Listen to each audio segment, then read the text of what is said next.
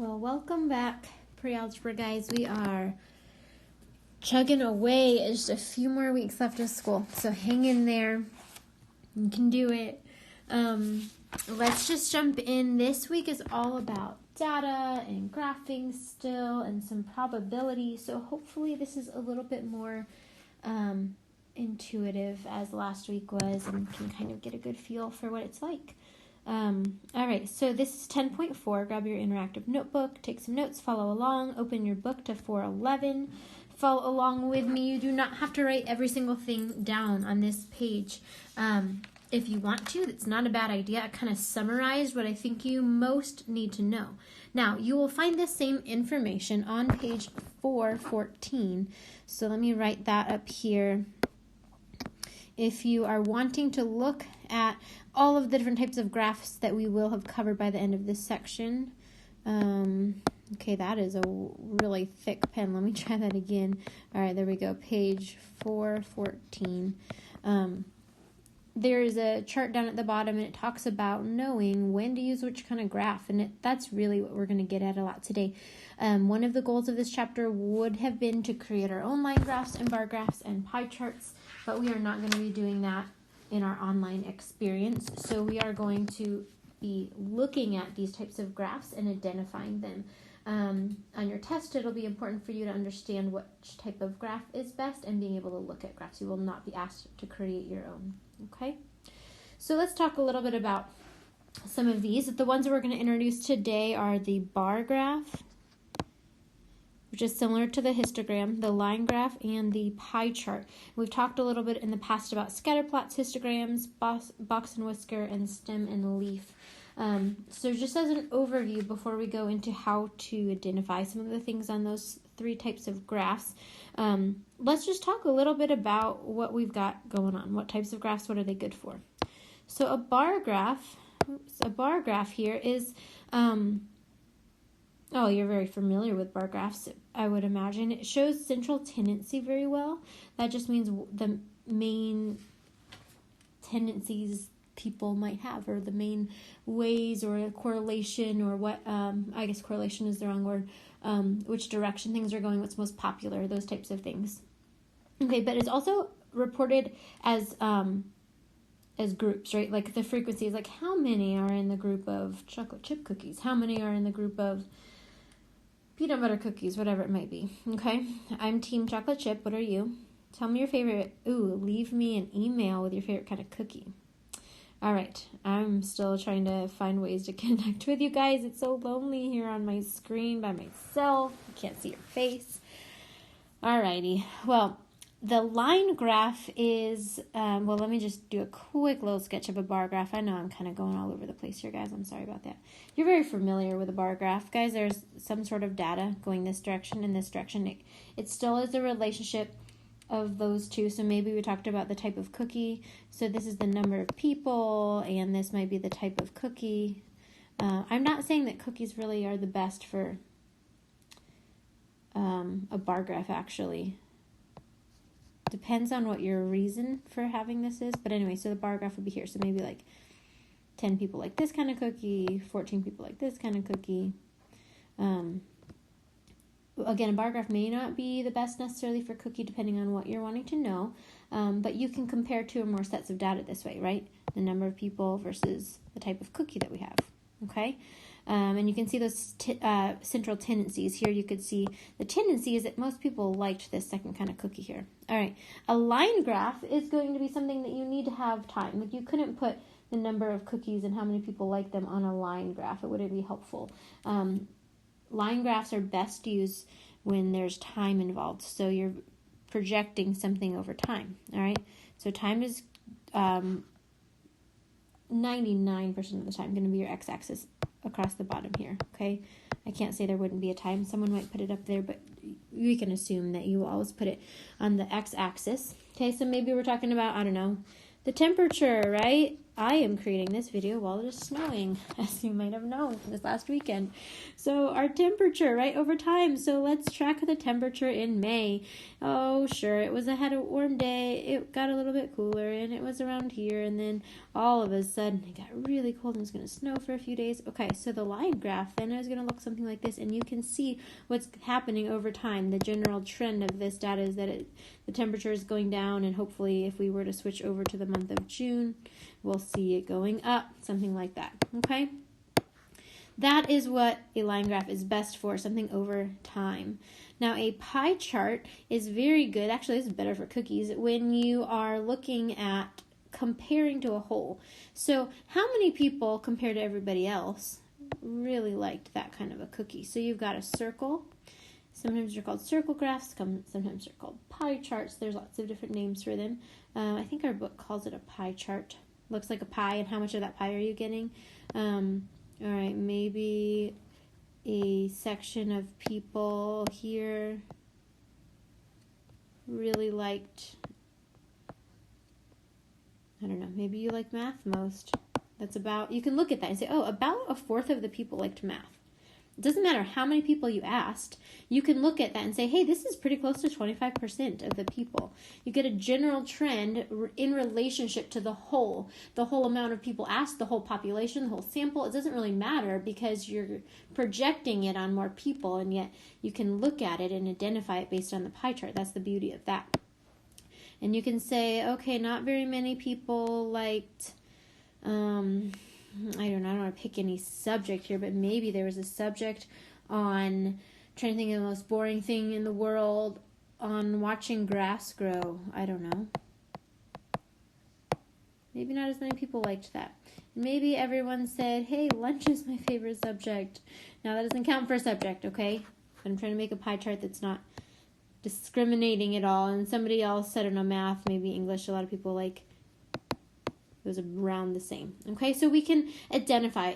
We don't actually know that 10 people voted for English and 11 people voted for math. We don't know those things. We can't decide that, but we could just say, hey, a percentage of things. So it shows the relationship of that section to the whole population, to the whole statistic there. So it's helpful for comparing in that way. All right? Scatter plots. Scatter plots are best to show, I guess, a correlation or the direction information is going. It's a relationship between two different types of data. So a scatter plot looks a lot like a line plot, except you don't always know which way you're going. So here's a scatter plot, right? So we could say, hey, there's a pretty solid trend here, right? Most of the data is going this way or approximately that way. That's called a line of best fit. Or you could not have any of these points looking like that. Maybe you had some more of the points and they were just a little bit more spread out. So you could say, oh, there's not much correlation to this, right? Or a scatter plot might show that you have a lot clustered together and you could say, wow, this data is really correlated, okay? So a scatter plot is helpful. It's helpful when you have a lot of data. But it's hard to do if you have a lot of data if you're doing it by hand. If you're doing it in a calculator and you have a lot of unique data, it is helpful. Your book actually talks about it not having a lot of data. I kind of want to push back on that a little and say that if there's a lot of data with computers, now it's really possible and you can see some trends. Now, it doesn't mean it's necessarily the best graph either way, but I think that you can still have, quite a bit of data. Anyway, but it's most often used just to compare two different characteristics of those samples, right? You've got some characteristic down here and some on this side. You're comparing those two, and they're different. All right, a histogram is very similar to a bar graph, except you have the central tendency. But we talked about this. It's really, really easy to see the mode here. You can see, because the frequency is in intervals, you can see which bar is the highest, and you can quickly find the mode. So that's one of the perks of a histogram. All right, histograms are like that. Remember, each section is an interval. You can find the mean and the median pretty quickly too, but the mode sticks out easiest to me, in my opinion, on that. Box and whisker plot is not good if you need to know exact data. You lose it, right? You just have 5 dots. You know those ones, but that's about it. And there's a line through them, but it does show the clustering and the general trends. Well, not really trends, but the section, the main section that is there. That's what a box and whisker plot is really good for. It's also good if you have a lot of data because you only have to pick those 5 points. And again, it still compares some data sets there. It is really good if you're interested in what we call the 5-point summary of information. It's the min, the max, and those quarters. All right, stem and leaf plot is unique because it's one of the few that you don't actually lose any of the data. You literally see every single number. And you don't have to estimate like you might have to in a line graph or a bar graph. You actually will see the actual number itself, so it's really helpful when you need to have that. It is not easy to get I guess you could find the range fairly easily, but it's not really easy to just identify the mean. You can see that better in a bar graph. But it is helpful for knowing exact data, like I said. You can see the range really easily. You can see the mode really easily. Those are 2 that you can see, right? So if this was 10 and this was 90, you could quickly see that. And maybe in here you had like a 70 and you had lots of numbers here. You could see, just make something up here. You could see that, oh, hey, there's really quickly, my mode is easy to find. Anyway, so those are some of the things. You can see the range. The mean is not so easy from a stem and leaf plot, though. Okay, if you need some more clarity on that, there's a little bit more on page 414. I hope that helps a little bit.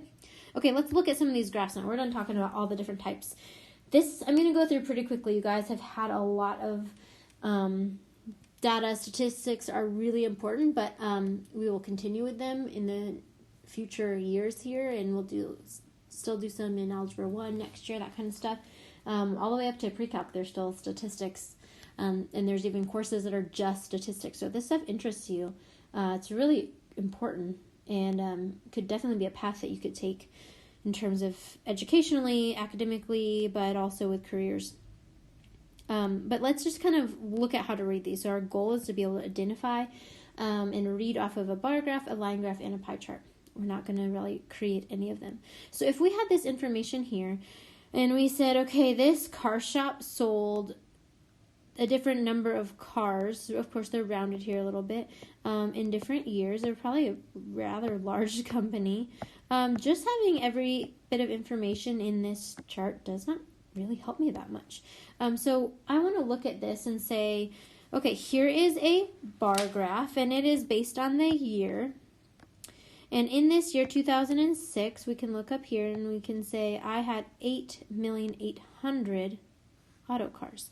Now, careful, you don't want to write like 8 million in your number line. So you can just use 4, 5, 6, 7, of course, these numbers, and they represent 4 million, 5 million, etc. But you need to identify that.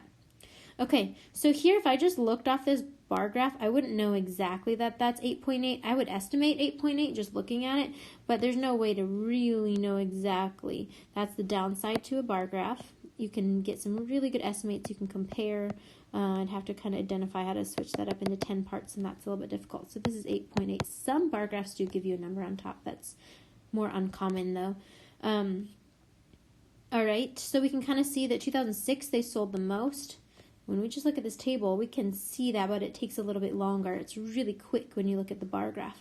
And we can see that there's this trend of them kind of declining in their sales. And you can kind of see that there, but generally you're just kind of seeing which one's the most, which one's the fewest number of sales. Now here on my line graph, again, the line graph has to have time, and years are in time, of course. And so you can really see that trend, that line that I kind of drew on top of my bar graph. You can see the trend of what's happening here, that they're declining in sales, and yet the rate at which they are declining here, the line isn't really, think about slope, we just did slope, it's not too steep. Right? If you're on a hill going down, you might need to still push yourself a little bit if you're on your skis. Now here, this section here between the year 2008 and 2009 was when they declined the fastest. The rate of change was the most. And and it starts to taper off a little bit. They're still declining, but not as fast. Make sense? I really wish I could hear you say if it makes sense or not, but we'll just assume it does. If not, try to just watch that again, or please feel free to call, check in on math enrichment. Love to kind of talk through more of these things with you guys. All right. If I were to look at this and say how many cars did they sell in the year 2010, you could estimate this, right? We would look at this. We would say 2010 is here. We'd come up, okay, 4, 5, 6, 7. That looks almost like 7.5, right? So we'd say 7.5 million. Okay, yep, we were right on. But of course, we wouldn't necessarily know that if we only had our line graph. So this is how you read off of the time and then coming across over to what the other part you're comparing to. Okay. Let's keep moving on. Let's say we had a bunch of different years of kids enrolled in some college. We got freshmen, we got sophomores, juniors, and seniors. And we're comparing, maybe this is the data from one person and they're running a marathon, let's say. Okay, not a marathon, that's really fast. They're probably only running a mile. Oh, that's a really fast mile. Maybe this guy's really good, okay? So he's running some distance. All right, so his freshman year was at 5. His sophomore year was at 4. If you notice, the number's getting less and less. Does that mean he's slowing down? Look, it's kind of going downwards. Is he slowing down? No, if this is over, oh, it says right here, my goodness gracious, 1,500 meters. You guys are probably all looking at that, telling me that while I watch the video, right? You're watching and you're saying, I wish I could tell you that. He's actually speeding up. So just be careful that you know what information you're talking about, because speeding up doesn't, like, we almost think speeding up, we kind of come up, right? Well, no, in this case, if his time goes down, that means he's faster over the same distance. All right? So a bar graph is pretty good place. A line graph, there's time, but the time is actually not like over time. This is not a continual amount of time. You can't use this time on the x-axis because it's not like, hey, at 4 minutes he did this, at 4 minutes and 15 seconds he did this. No, these are like his entry numbers or his score that he got off of every year. So down here, this is actually time in a way. He got older and every year he did it, right? An average maybe for each year, whatever it might be. So just be really careful with that. Okay, let's look at another example of a line graph here. If we had price of gas over time, now this goes way back. Can you imagine if gas was only, I mean, it's really low right now, but this is what it used to be. I remember it hitting a $2 mark, and it was like a really big deal. Anyway, so these are the gas prices over years, and what we can see, because it's over years, it's over time, the gas price is either increasing or decreasing, that should make you automatically think, hey guys, a line graph would probably be a great spot for this, right? So we can see it's increasing at a pretty solid rate here. It's increasing but not as fast, increasing but not as fast, maybe just, I don't know, inflation or something here. But wow, between the year 1978 and 1980, gas prices shot up, right? Look at that. And then if we were to continue this on, I'm curious actually what the gas prices are over time. If you're watching this and you're remembering and you would like to create a line graph based off the gas prices from 2000 until 2020, I'll give you extra credit for that. That sounds like some information I'd be curious to see. Don't just go find one that's already there. Do it by hand. Show me your data. Make a chart. Make a line graph. Do it right, okay? Okay, so that's what a line graph is good for. Alrighty, trying to keep this short. So a pie chart, we're going to kind of look at this together. Here are some cookies, and we are going to look at the cookies, and we're going to say, okay, just based off looking at this information, we've got the number. I'm guessing those are the number of people. They surveyed 207 people. That was the total. By glancing at this chart, you have to kind of sift through the data, but you can say, oh, chocolate chip cookies, that they were definitely the most popular. Vanilla cream. This is probably... Have you ever, I don't know what a vanilla cream cookie is. I'm so curious. Does anybody know what a vanilla cream cookie is? It's making me hungry. I've heard of like a vanilla cookie, but these almost sound more like ice cream in a way. Okay, well, somebody tell me what a vanilla cream is. There's another, extra credit opportunity. Send me a recipe for a vanilla cream cookie. I'll try it out, and maybe next year we'll have to all start the year with eating vanilla cream cookies. Okay, I'm going to stop being distracted here by cookies. But you can get some information from this table, right? I'd like to suggest that if we are looking at this data and we want to say what is the most popular, how does it relate? We're relating this to the whole. So a pie chart is probably going to be the most helpful. Now, I don't just know how to say, okay, here's my pie chart. This looks like, I don't know, 82. Like this looks like 82. What degrees around your circle? Making a pie chart is very difficult. In geometry, we're going to spend a lot of time in our units and our unit on circles and degrees and percentages of that, and be creating a lot of pie charts. I even have an activity where we get to eat M&Ms. Don't tell the geometry guys though. This year they didn't get to do it. It's an end of the year thing. Sad. All right. Well, anyway, so it's not that simple. What we have to do is take it out of, and I'm just going to give you a brief description. If we said, hey, there's 82 people who like chocolate chip cookies, well, I want a percentage. That's out of the total, right? Part out of whole. You remember that? That will give me the percentage of how many people like chocolate chip cookies.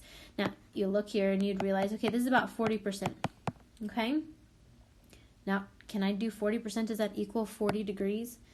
No, not at all. What we have to then do is set it up, because there are 360 degrees in a circle.